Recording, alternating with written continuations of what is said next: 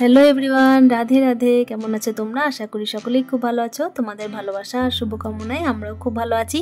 ব্লগের শুরুতে বড়দের চরণে প্রণাম আর ছোটদেরকে আমার অনেক অনেক ভালোবাসা। আরও একটা নতুন দিনে নতুন একটা ব্লগ নিয়ে আমি চলে এসেছি তোমাদের কাছে। আশা করি তোমাদের খুব ভালো লাগবে।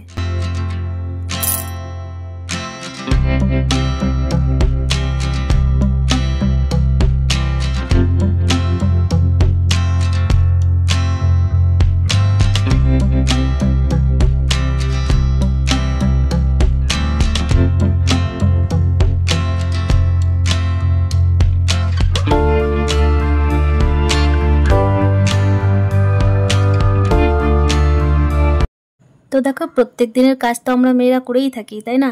কিন্তু যাদের হাজবেন্ডরা বাইরে থাকে আর কখনো কখনো যখন বাড়ি আসে অনেক দিন পর পর, তখন কিন্তু একটু আধটু হেল্প করে দিলে খুব ভালোই লাগে।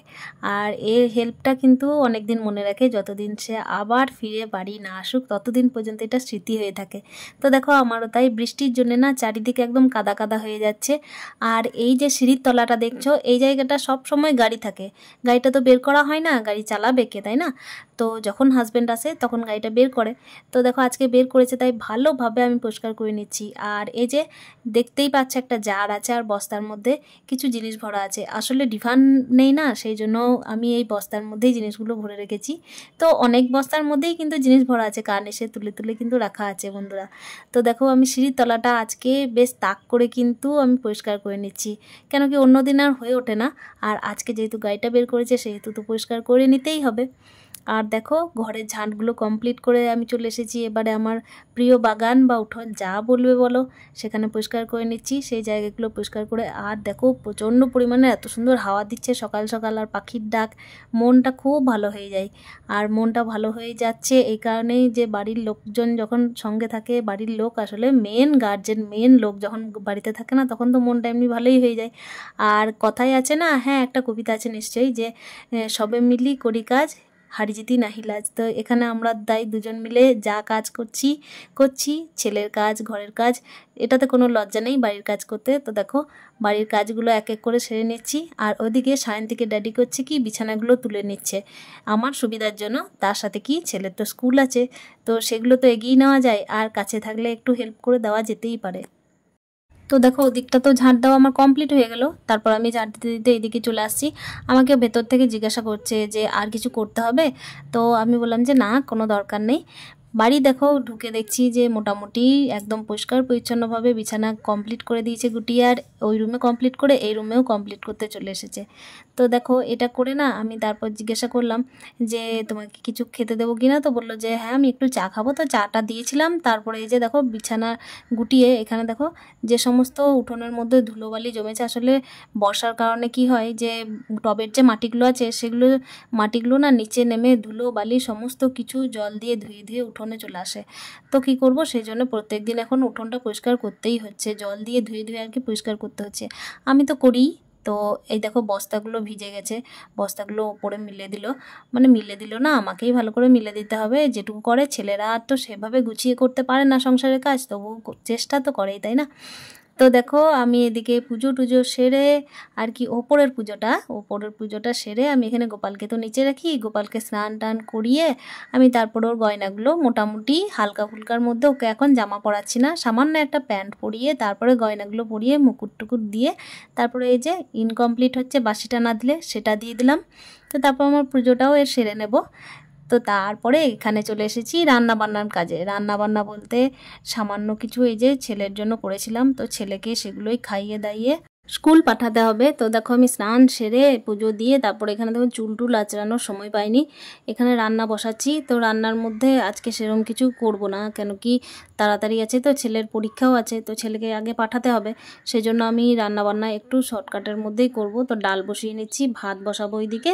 তারপরেই হচ্ছে একটু ম্যাগি করব, ম্যাগি না ঠিক, ওই যে ইপি নুডলস যেটা থাকে, তো সেটা করব একটু, সায়ন্তীকে ড্যাডিকে দেবো একটু। তো এটা দিয়েই আজকে মানে মোটামুটি দুপুরের টাইমে খাবার দাবারটা হয়ে যাবে। তারপর রাত্রে দেখা যাবে কি করা যায়। আর ওইদিকে হচ্ছে কি, সায়ন্তিক রেডি হচ্ছে।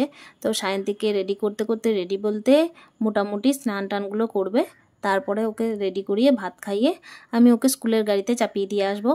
এর মাঝে দেখো, আমি একটুক্ষণ গেছিলাম বলতে বাজার দিকে গিয়ে আমি মোটামুটি একটু সবজি নিয়ে এসেছিলাম।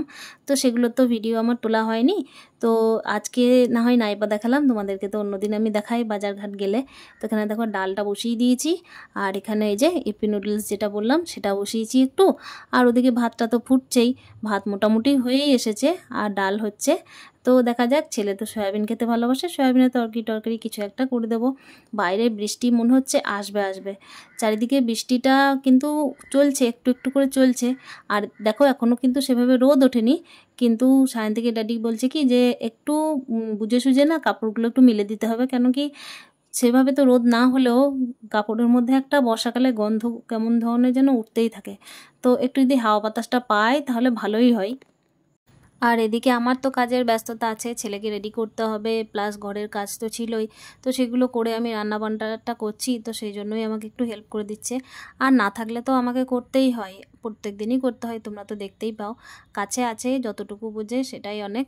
তো এই যে কাপড়গুলো যেগুলো স্নান টান করে মিলেছিলাম, সেগুলো নিচে মিলেছিলাম বৃষ্টির কারণে, তো সেগুলোকে ওপরে সমানভাবে মিলে দিচ্ছে।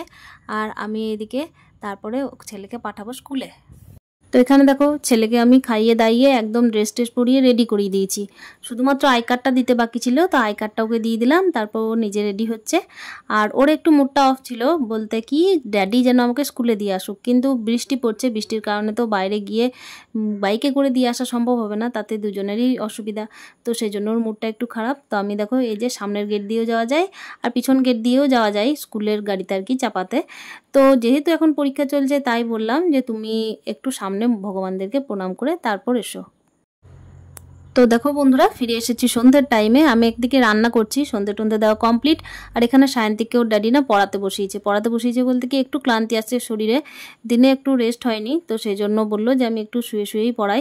আর আমি এখানে সায়ন্তিকের জন্য দুধ গরম করছি, আর ওখানে আমি বসিয়েছি রাত্রের রান্না। রাত্রে করব একটু ডিমের ঝোল, তো তিনজনের জন্যই ডিম চাপিয়ে দিয়েছি একটা করে। আর এখানে ডিমের জন্য মশলা ফসলা সবই আমার প্রায় কমপ্লিট, কিন্তু দেখো আমি এখানে পেঁয়াজ টেয়াজগুলো কাটা হয়নি, তো সেগুলো কাটছি। আর রাত্রেবেলায় ভাত করেছিলাম, ভাতটাও নামিয়ে দিয়েছি। তো ভাতটা তো বড় হাঁড়িতে হয়েছে, বড় হাঁড়িতে আমি নামাতে পারি না, এটা একটু হেল্পের দরকার লাগে আমার। তো এটা সায়ন থেকে ড্যাডি করে দিয়েছে। আর তোমরা তো নিশ্চয়ই জানো যে আমি বড় হাঁড়ির মধ্যে ভাত নামাতে পারি না, আমাকে মাসি কিংবা কেউ না কেউ নামিয়ে দেয় আর কি, যাকেই ডাকি, পাড়ারও যদি কাউকে ডাকি সেও এসে একটু হেল্প করে দেয়। ভাতের ভারী জিনিসটা আমার তোলা সম্ভব হয়ে ওঠে না। তো দেখো এখানে রান্নাবান্না চলছে বলতে মোটামুটি হয়ে গেছে। আর আলু সিদ্ধ করেছিলাম, আলু সিদ্ধটাকে আমি লবণ হলুদ পেঁয়াজ লঙ্কা সমস্ত কিছু ভেজে, এটা সায়ন্তিকে ড্যাডি খেতে খুব ভালোবাসে, তো সেটাই তেলের মধ্যে দিয়ে একদম ফ্রাই করে ভালোভাবে তুলে নেব। এই আলু মাখাটা বা আলু চোখা বলে ও, তো এই আলু চোখাটা খেতেও খুব ভালোবাসে। আর এখানে দেখো ডিম আলু কষিয়ে নিচ্ছি, একসাথেই কষিয়ে নিচ্ছি, তাড়াহুড়ো থাকে যেহেতু রাত্রিবেলায় ছেলেকেও আমাকে তো সিলেবাসটা নিজেকে বুঝতে হয়, কেন কি সায়ন্তিকে ড্যাডি অত বোঝে না, বসে বসে পড়াগুলো ধরলেই ভয়। তো ওইটুকুই যতটুকু কাজ করে ততটাই অনেক, ও তো গোটা বছর পড়াই না, পড়াই আমি, তাই বুঝিও আমি জিনিসটা। আর এখানে তাড়াতাড়ি করে দেখো মশলা কষিয়ে নিচ্ছি, মশলা কষিয়ে এদিকে ডিমের ঝোলটাও বসিয়ে নেব, রাত্রের খাওয়া দাওয়াটাও কমপ্লিট করে নেব। দুজন মিলে আজকে সারাদিন বেশ ভালোভাবেই ছেলের কাজ সামলালাম, ঘরের কাজ সামলালাম, আর এইভাবেই দিনগুলো পেরিয়ে গেলেই খুব ভালো হয়। সারাদিনের পরে এগুলোই থাকবে। আর যারা বাইরে থাকে তারা ঠিক বুঝবে যে এই দিনগুলো একটু ফ্যামিলির পাশে ঠিকঠাকভাবে দাঁড়াতে পারলে খুব ভালো লাগে। আর খাটনি তো মেয়েদের জীবনেও আছে, ছেলেদের জীবনেও আছে, তারা জীবিকার জন্য বাইরে থাকে, আর আমরা বাড়ির সংসারে কাজের জন্য থাকি।